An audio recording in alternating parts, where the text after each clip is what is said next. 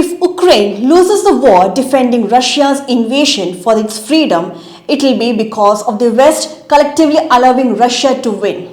The issue of supplying weapons to Ukraine amidst the looming threat of Russian invasion has stirred intense debate and strategic considerations on both the sides of the Atlantic.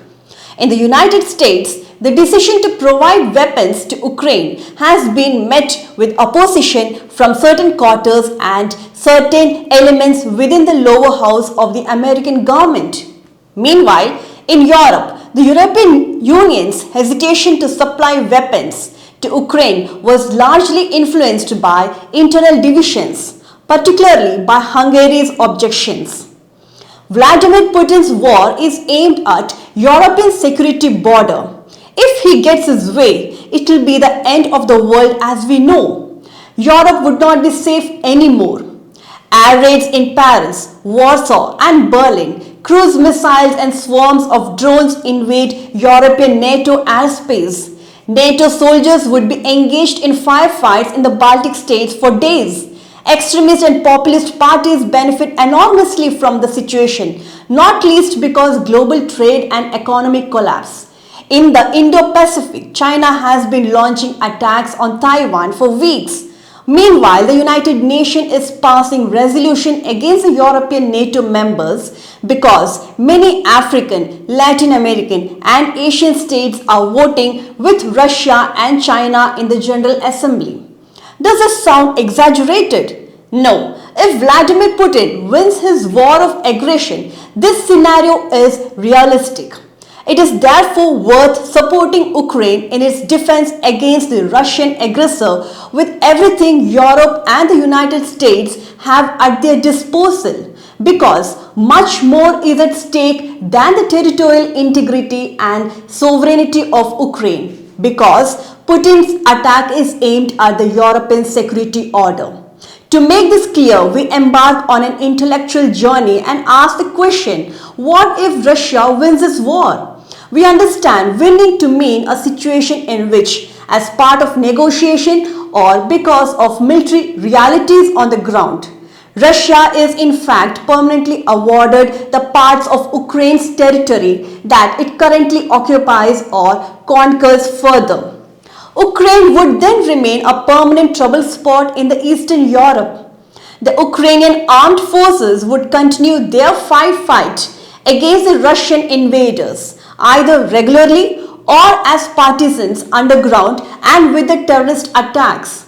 Constant attack and assault would continue the war on another level, while Russia would continue the violence in the occupied territories with purges, murder, child abduction and torture.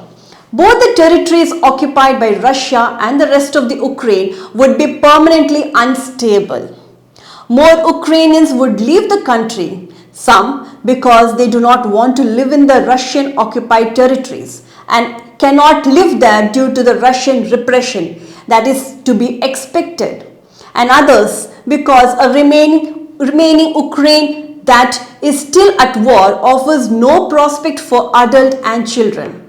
The rapid development and operational readiness of Ukraine's nuclear weapon would also become more likely.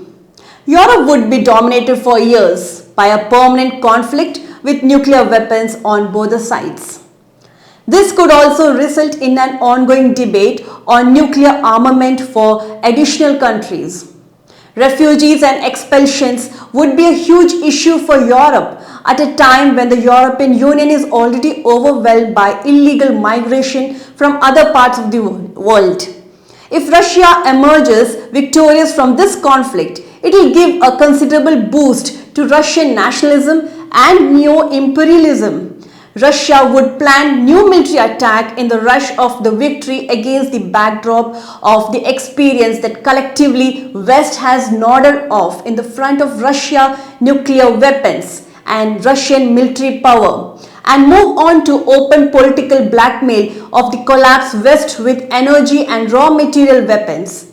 In short, no one in Europe would be safe anymore. humanitarian, economic and military crisis would rise rapidly, far more than the current shortfall or at the least 2% of defense spending as a percentage of gross domestic product. It would currently be nearly impossible to express what would be required for our security within many NATO member states. The extremes on the right and the left in many European nations would benefit greatly from a victorious Russia. They might legitimately argue that they have always been correct to conclude that it is not worthwhile to assist Ukraine because it would ultimately fail. Russia is simply a power factor that you must live with and come to a terms with, and in view of its nuclear power, the only option in the end is submission. Extremists who could win upcoming election from minority government or even enter the governments as minor or major coalition partners, such a development would have a direct impact on European Union. NATO's days would be numbered. Due to such developments, Russia would come to rule Europe. It is worth noting that Putin has stated that the new security order in Europe is exactly this, and this is the strategic objective of his war against Ukraine.